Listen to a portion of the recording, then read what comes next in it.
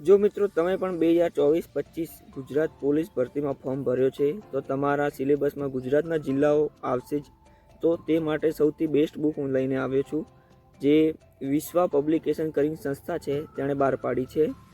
આ બુકની વિશેષતા આ છે કે એમાં માત્ર જિલ્લાની અમુક વસ્તુ નહીં, આ બુક કરવાથી તમને જિલ્લાઓ તો થશે જ, એની સાથે ગુજરાતનો ઇતિહાસ, ગુજરાતનો ભૂગોળ અને ગુજરાતનો સાંસ્કૃતિક વારસો ત્રણેય વિષય કવર થશે.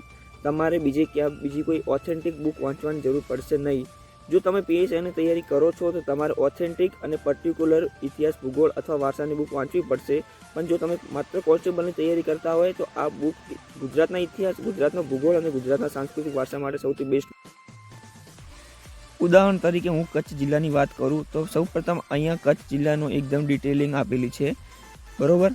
અહીંયાથી કચ્છ જિલ્લાના ઇતિહાસની શરૂઆત થાય છે.